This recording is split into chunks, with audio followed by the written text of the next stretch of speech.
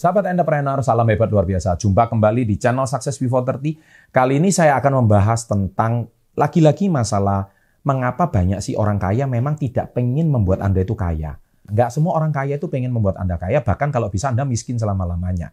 Karena mereka nggak peduli gitu loh. Nah, di sini saya akan bongkar ada 6 hal yang sebetulnya kenapa orang kaya tidak pengen kamu kaya. Bahkan kalau bisa kamu miskin selama-lamanya.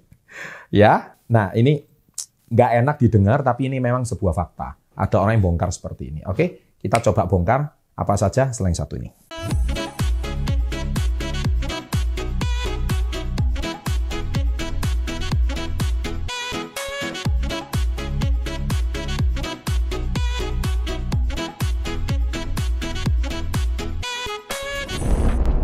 Sebelum saya bongkar habis, Anda supaya nggak shock dengan konten kali ini, saya sarankan Anda itu baca buku saya di halaman 45, Success Before 30, beda orang kaya dan orang sukses. Nah, ini ya, saya kan tadi membahasnya orang kaya, bukan orang sukses ya. Orang sukses itu beda.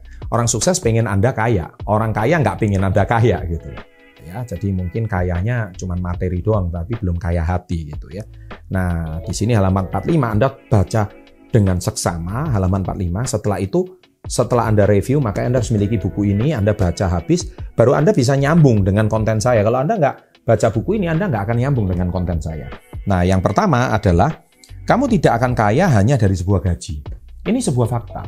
Karena gini loh ya, bagi seorang kaya, makanya saya pernah dengar sebuah statement itu gini, kalau Anda mati-matian bekerja di sebuah perusahaan dan akhirnya Anda sakit, dengan mudahnya bos Anda itu menggantikan CEO baru atau direktur baru menggantikan posisi Anda. Sehingga Anda kadang mati-matian di sebuah perusahaan tapi mempertaruhkan kesehatan Anda. Dengan cepatnya pekerjaan Anda akan digantikan orang lain. Karena yang penting bagi dia perusahaan tetap berdiri. Kesehatan Anda mungkin nggak penting. Nah, itu memang bengis banget ya si bosnya gitu ya. Semoga kita semua nggak jadi pribadi seperti itu. Nah, kamu tidak akan kaya hanya dari sebuah gaji. Memang benar, karena orang sukses itu pasti punya penghasilan lain selain gaji. Entah dari investasinya atau dari penghasilan tambahan lainnya. Pasti ada. Ya, saya nggak mau bahas di sini, Anda silakan tonton video saya yang lain. Yang kedua, inflasi mencuri kekayaanmu. Itu benar. Jadi uang yang Anda beli saat ini 1 juta, 5 tahun lagi uang 1 juta nggak bisa beli barang yang sama. Karena inflasi.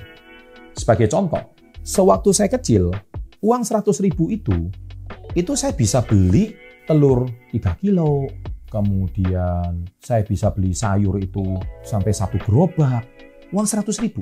Sekarang uang 100.000 itu mungkin cuma 2 kresek. Nggak banyak. Uang 100.000 sekarang ke mall cuma makan untuk 2 orang. Kalau dulu uang 100.000, 10-15 tahun yang lalu mungkin bisa traktir 10 orang. Nah, jadi inflasi mencuri kekayaanmu. Makanya oleh sebab itu investasilah. Nah, itu yang penting banget. Yang ketiga adalah belilah aset bukan beli liability. Ini sering saya tegaskan. Makanya saya di sini ada bahas beda pedagang dan pengusaha dan mengapa banyak orang belum kaya di halaman 17.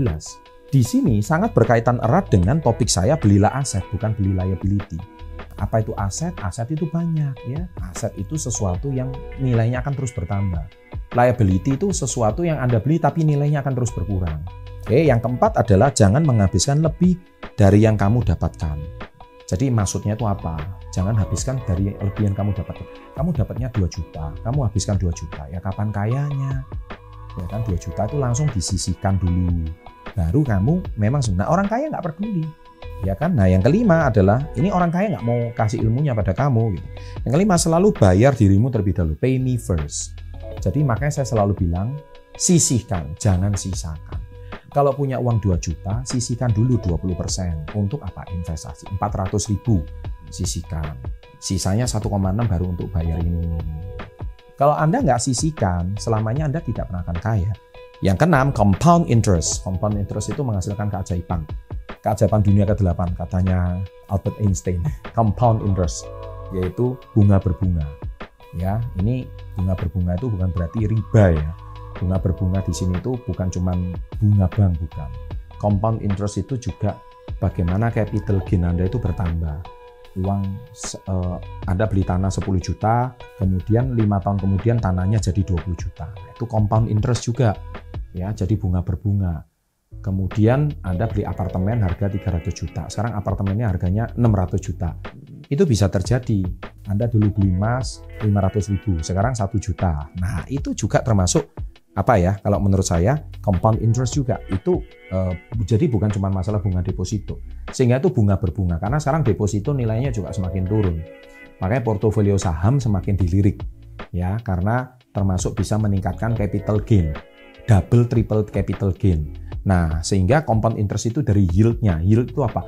Uang sewa, uang kontrakan. Jadi dari hasil aset itu menghasilkan uang lagi. Ibaratkan ayam sama telur lah. Jadi ayam ini jangan dijual karena terus bertelur. Telurnya yang kita jual tapi ayamnya bisa terus menghasilkan telur.